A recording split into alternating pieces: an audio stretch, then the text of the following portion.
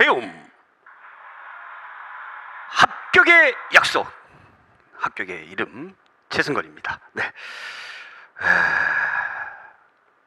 우리가 오늘 의거 활동, 그 다음에 오늘 감잡기 문제까지 피 끓는 우리가 독립운동사 우리가 또 마무리를 해야 되겠죠. 의거 활동부터 들어가도록 하겠습니다. 교재 295페이지. 네. 이거 활동. 자, 의열단과 한인 애국단. 의열단 보겠습니다. 의열단 뭐 너무너무 유명하고 영화에서도 많이 다루고 TV에도 많이 나오고 그러기 때문에 뭐 김원봉, 윤세주 등 신흥무관학교, 그러니까 신흥무관학교가 굉장히 큰 역할을 했어요. 그렇죠? 이 출신들이 이런 활동들을 했습니다. 뭐 조선총독부에 폭탄을 주장했다. 예.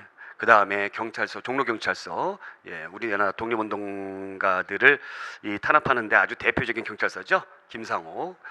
그 다음에 도쿄 궁성에 김지섭에 대한 문제가 가끔씩 나와요.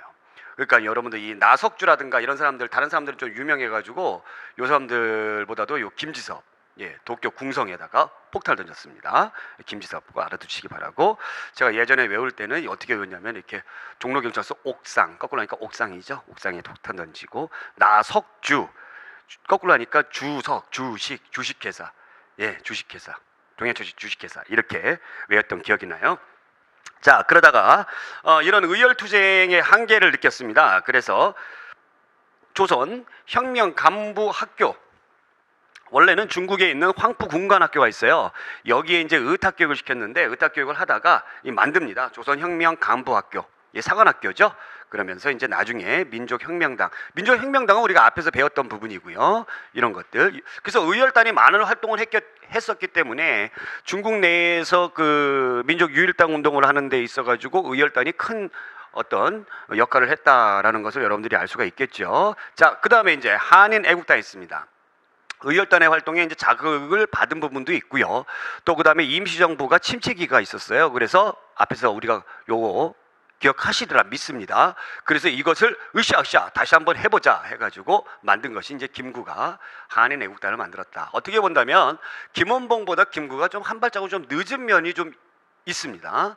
자, 이봉창 도쿄에서 일본 국왕에게 폭탄 던졌어요. 그래서 일본 국왕이 자다가 봉창 두들기는 그런 느낌이었겠죠. 그 다음에 이분이 굉장한 거죠. 윤봉길 상하이에서 훈커공원에서 의거를 했습니다. 도시락 폭탄. 그래서 중국의 국민당 정부가 우리나라를 지원해주겠다. 중국의 장제스가 어마어마하게 감동을 받았던 그런 부분이죠. 늦게 출발을 했습니다만 굉장히 크게 이슈화했던 것은 또 한인 애국단이 이봉창이라든가 윤봉길 의사 이런 모습들을 또 볼 수가 있습니다.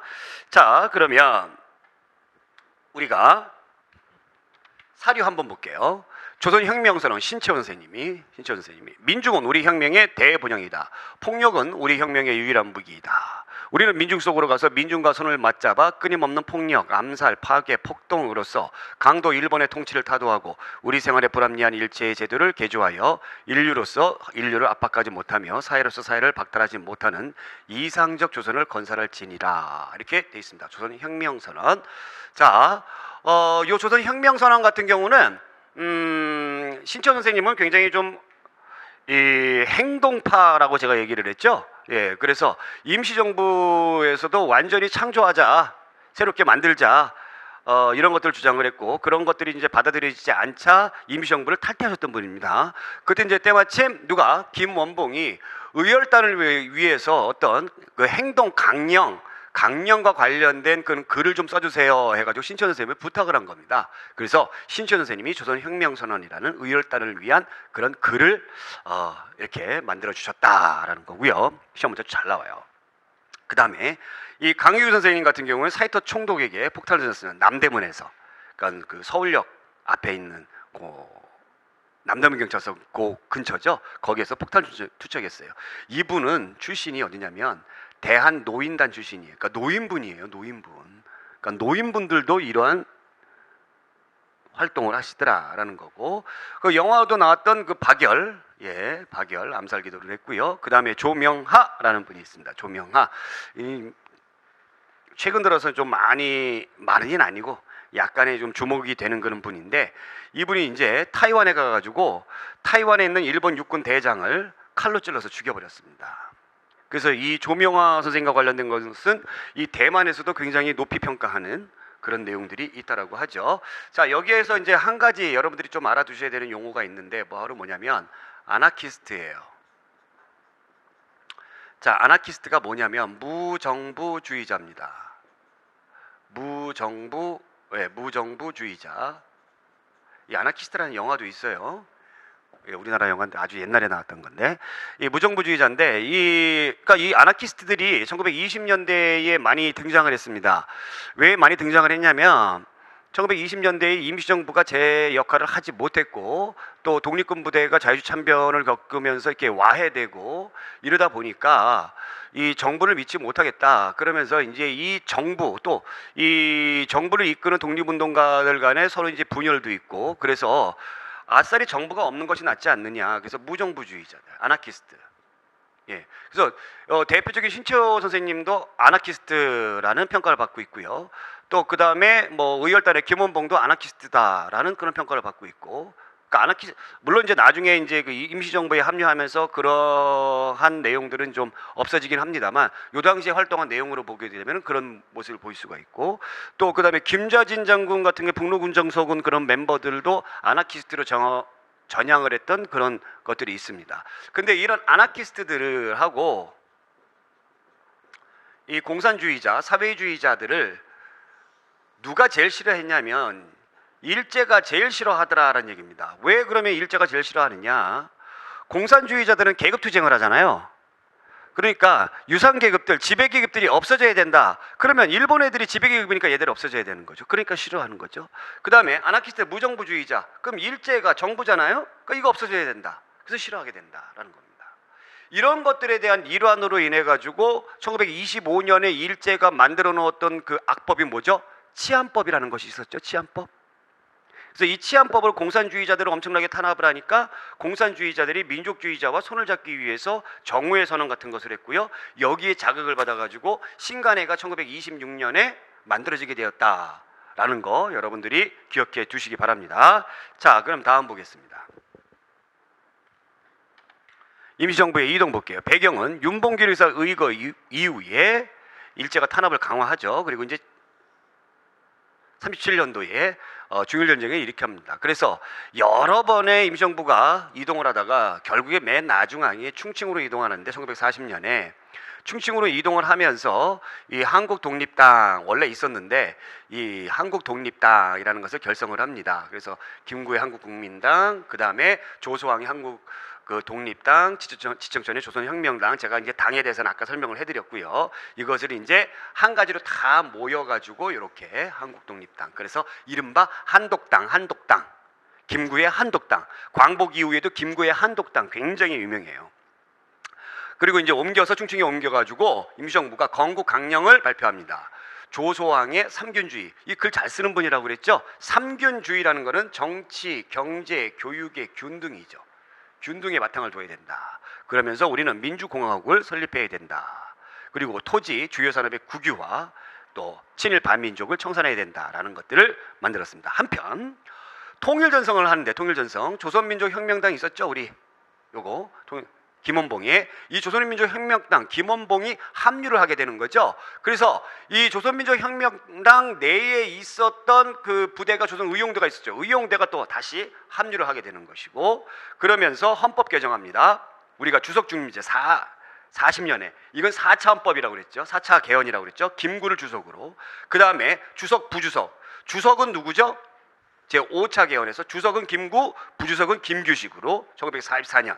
그래서 바로 1년 전에, 광복 1년 전에 이렇게 체제가 정비가 되었다. 자, 그러면 한국광복군 보겠습니다. 임시정부의 정규군대죠. 신흥무관학교 출신들이 중심을 이루었고요. 총사령관이 역시 지청천입니다. 지청천. 이 지청천은 이청천이라고 해도 돼요. 다른 사람이 아니에요. 같은 사람이에요. 그러니까 뭐 신분을 좀 피하기 위해서 성을 바꿨다라는 그런 얘기도 있습니다. 자, 지청천 김원봉과 이범석, 김학규를 지대장으로. 이 김원봉 계속 등장을 하죠. 자, 초기 활동으로는 여기 보시면 대일선전포고, 일본에 선전포고하고요. 조선의용대 합류하게 되고 영국군과 연합작전. 그래서 인도 미얀마 전선에서 같이 싸웠어요. 같이 싸웠습니다. 영국군하고. 예, 인도 미얀마가 당시 그 영국의 식민지였는데 일본 애들이 쳐들어왔기 때문에. 자, 그 다음에 국내 진공작전을 추진합니다. 국내 진공작전 8월 20일 예정이었어요. 우리는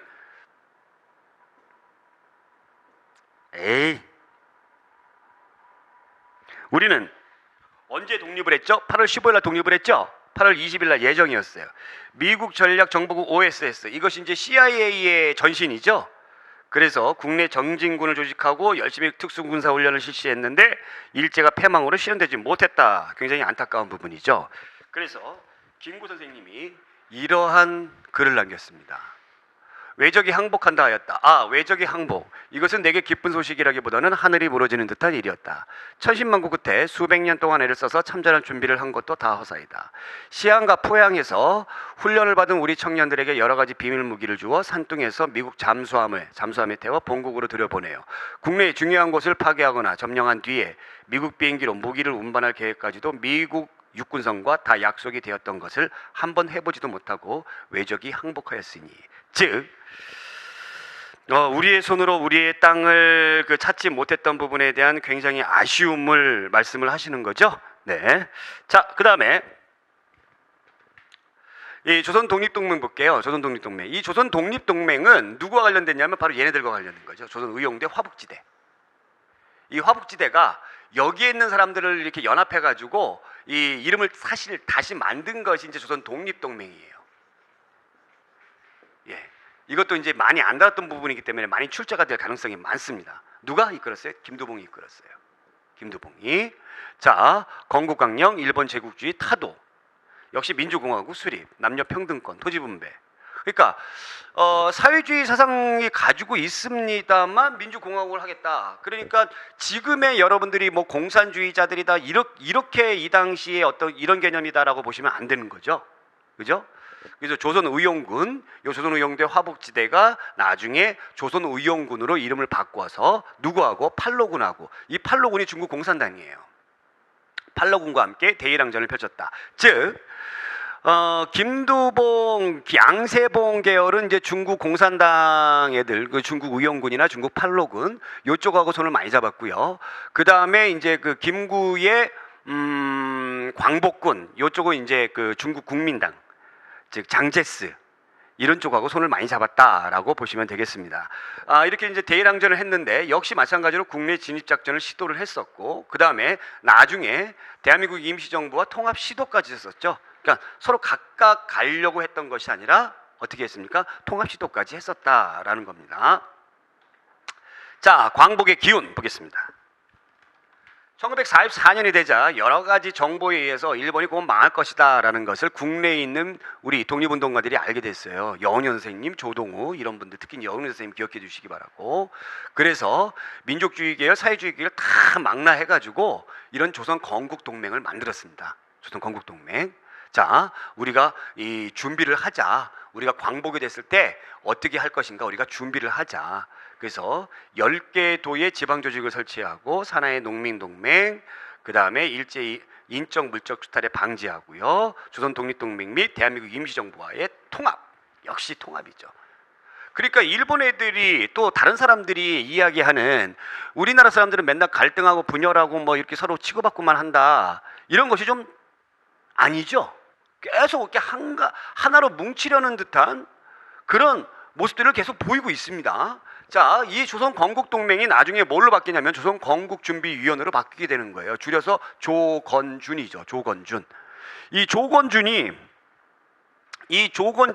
그 일제의 총독하고 연희원 선생님이 총독하고 담판을 짓죠. 그러니까 조선 건국동맹, 이 당시는 조선 건국준비위원회가 아니니까, 그러니까 광복 이후니까. 그러니까 어찌됐건 이것의 전신이 이겁니다. 근데 연희원 선생님에게 하고 둘이서 이제 그 타협을 해요. 타협을 하면서 일제 통치 그 일본 애들이 이제 조선 총독이 뭐라고 이제 얘기했냐면 그 일본 사람들이 안전하게 철수할 수 있도록 해달라라는 것을 조건으로 내세웁니다. 그러면서 여운현 선생님은 반대로 조건으로 그러면 몇 개월치의 식량을 네가 확보를 해달라, 이렇게 얘기를 하죠. 그리고 그동안에 구금되었던 독립운동가들 이런 사람들을 어떻게 해달라, 다 풀어달라라고 이야기를 합니다. 네, 그러니까 연우 선생님도 굉장히 중요한 일들을 많이 하셨던 분입니다. 조선건국동맹의 강령 보겠습니다. 각인 각파를 대동단결하여 거국일치로 일본 제국주의의 모든 세력을 몰아내고 조선민족의 자유와 독립을 회복할 것. 반추축제국 연합국가, 아까 추축제국에 반대하는, 그러니까 일본, 뭐 이탈리아, 그 독일 얘네들이 추축국이었잖아요. 그래서 협력하여 대일연합전선을 형성하고 조선의 완전한 독립을 저해하는 일체 반동 세력을 박멸할 것. 건설부 면에 있어서 일체 시정을 민주주의적 원칙에 의거하고 특히 노농 대중의 해방에 치중할 것이었습니다. 자, 국제사회 약속 볼게요. 국제사회에서는 어떤 약속을 했는가? 맨 처음에 카이로 회담 43년도에 2차 세계전 당시죠. 미국의 루즈벨트, 영국의 처칠, 중국의 장제스. 자, 여러분들 이 중일 전쟁이 일어났던 것이 1937년이고 그 다음에 32년도에 윤봉길 의사의 의거가 있었죠. 그래서 장제스가 우리의 독립운동 또 우리나라 그 임시정부 이것을 적극 지원하겠다 약속을 했었죠. 그래서 여기에 회담에 가서 장제스의 역할이 굉장히 클 수밖에 없었던 것이죠. 그래서 여기 보시면 최초로 한국의 독립을 논의를 했던 것이 약속을 했습니다. 그러다가 이제 얄타 회담 45년도 2월에 거의 끝나갈 때쯤에 중국의 장제스는 빠져요. 왜냐하면 이제 서로 이 마오쩌둥의 중국 공산당하고 내전이 굉장히 심했기 때문에 여기에 참여할 수가 없었어요. 대신 이제 소련의 스탈린이 들어오게 됩니다. 스탈린. 전후 독일의 처리 방안 논의하고 소련의 대일 참전, 여기가 이제 논의가 되는 거죠. 소련 너네들도 일본하고 좀 싸워라. 자, 여기에서 이제 미국과 소련의 한반도 신탁 통치에 대한 암묵적 합의가 이루어졌다라는 겁니다. 자, 포츠담 회담은 45년 7월에 이뤘었어요. 이 45년 7월이면 거의 2차 세계대전 일본만 빼고 다 끝났다고 보시면 되죠. 일본만 싸우고 있는 그런 상황이니까. 그러니까 미국의 트루먼, 루즈벨트가 이제 죽었으니까요. 영국의 처칠에서 애틀리로 바뀌고 소련은 스탈린입니다. 일본의 무조건 항복. 여기에서 이제 카이로 회담의 내용을 재확인했다. 이 재확인했던 것이 한국을 독립시켜줘야 된다. 이 재확인, 요 내용이죠. 최초의 확인은 카이로 회담, 두 번째는 포츠담 회담에서 어떻게 했다? 한국의 독립을 다시 재확인했다였습니다. 자, 이렇게 해가지고 우리가 광복의 기운까지 마무리가 됐고요. 감잡기 문제 들어가기 전에 299페이지에 보시게 되면은 단원 보충 내용이 있습니다. 여기 쭉 보시면 첫 번째 봉오동 전투 있죠. 봉오동 전투에 참가했던 부대들 이렇게 많이 나와 있는데 이 부대들 다 외울 필요 없어요. 시험 문제 나오긴 하는데 대신 뭐만 외우세요? 여러분들 청산리 대첩에 참가했던 부대들 부대, 요 두 부대, 대한독립군 홍범도의, 그 다음에 김자진의 북로군 정서군, 그 다음에 훈춘 사건 나와져 있고요. 그 다음에 대한독립군단 뭐라고 그랬죠?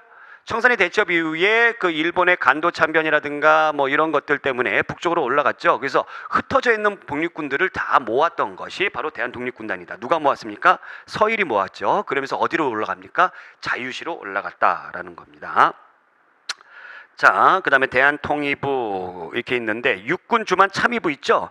육군 주만 참의부예요. 이게 참의부, 그냥 참의부라고 보시면 돼요. 임정 산하에 있었던 조직이다라고 아시면 되겠고요.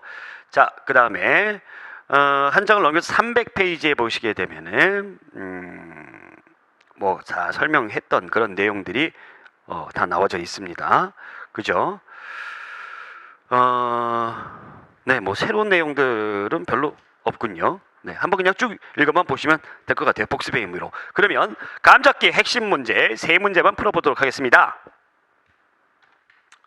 1번, 다음 글의 글쓴이에 대한 설명을 옳지 않은 것은 민중은 우리 혁명의 대본영이다. 폭력은 우리 혁명의 유일한 무기이다. 우리는 민중 속으로 가서 민중과 손을 맞잡아 끊임없는 폭력, 암살, 파괴, 폭동으로서 강도 일본의 통치를 타도하고 우리 생활에 불합리한 일체의 제도를 개조하여 인류로서 인류를 압박지 못하며 사회로서 사회를 박탈하지 못하는 이상적 조선을 건설할 진이라. 조선혁명선언 누굽니까? 이게 신초 선생님이 누구를 위해서? 의열단을 위해서 1923년도에 이렇게 의열단에 힘을 실어주는 글을 쓰신 거죠. 옳지 않은 것 1. 신민에 가입하여 국권회복운동을 전개하였다. 신철 선생님, 네, 맞습니다. 2. 난가사상을 강조하여 민족 독립의 정신 기반을 만들고자 했다. 그러시죠.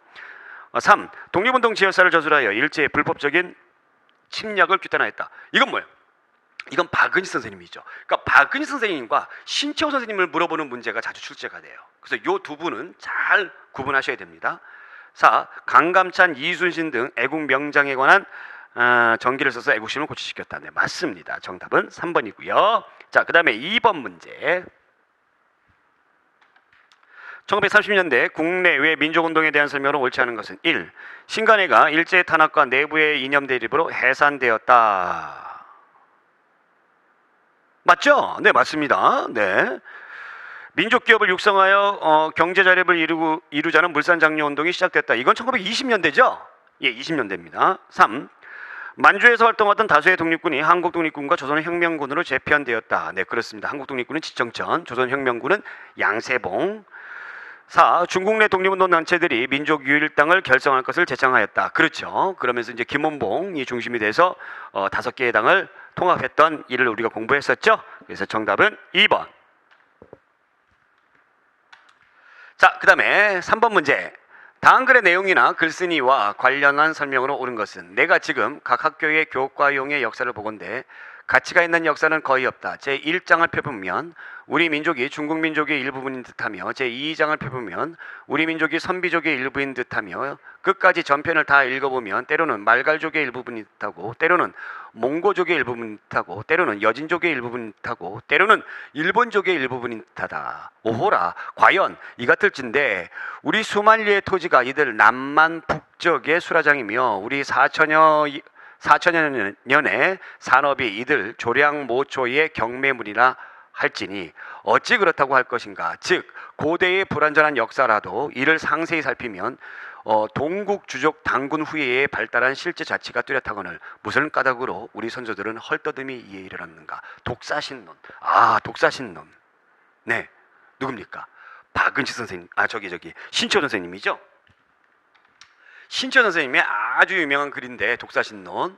이거는 이제 책이 아니라 나중에 책으로 엮어지긴 했습니다만 우리가 대한제국 말기에 1908년도에 대한매일신보, 그 유명한 대한매일신보의 연재가 됐습니다. 연재. 독사신론이죠. 역사를 읽는 겁니다. 역사를 읽는데 어떻게 읽어요? 새로운 마음을 가지고 읽는 것이 바로 독사신론입니다. 예. 그래서 이 독사신론은 여기에 쭉 나와 있듯이 어디가 나와요? 쭉 보면은 뭐 주로 이제 만주 쪽이 많이 나오잖아요. 만주 쪽이. 그래서 당군에서 발해까지의 우리의 고대사를 민족의식을 고취시키기 위해서 이렇게 신문에 연재했던 글이다라는 겁니다. 자, 1번. 국가나 민족의 흥망은 민족 정신이 국혼에 달려있다. 혼을 강조했던 분은 누구죠? 혼. 박은식 선생님이죠. 박은식. 2번. 묘청의 난을 조선 역사상 1000년 내 제1대 사건이라 높이 평가했다. 예, 맞는 내용이죠. 3번. 세계사의 보편성을 바탕으로 한국사의 발전 과정을 체계화하였다. 이건 누구예요? 보편성. 세계사의 보편성을 가지고 일본 애들이 우리의 역사를 정체하고 있다. 이렇게 정체성을 비판을 했던 백남원 선생님이죠. 마르크스 유물론. 네. 4번 한국통사, 한국독립운동 지열사 역시 박은지 선생님이고요. 그래서 정답은 2번입니다. 자, 이렇게 해서 우리가 독립전쟁사 마지막 테마까지 마무리가 됐습니다. 정말 공부하시느라고 고생들 많이 하셨고요. 아마 여러분들 이론으로 무장은 확실하게 잘 되셨으리라 저는 믿어 의심치 않습니다. 자, 이것을 바탕으로 해서 여러분들 이제 그 문제 풀이를 하면서 이제 감을 익히셔야 되겠죠. 특히 반풀집, 그 다음에 가틀집 이렇게 나와 있는데 이거 두 권 다 여러분들 다 풀어보셔야 됩니다. 그래서 풀어보시면서 여러분들이 폭발하는 그 지식을 문제 속에 적용시키는 것이 굉장히 중요해요. 그래서 꼭 풀어보시기 바라고요. 뒤에 보게 되면 부록으로 기출심화 자료 해가지고 이 사료가 나와져 있어요. 사료가 시대별로 이렇게 쭉 나와져 있는데 요거는 제가 다음 시간에 또 중요한 사료들 이렇게 한 번씩 훑어보는 점검해보는 시간 갖도록 하겠습니다. 오늘 여기까지. 고맙습니다.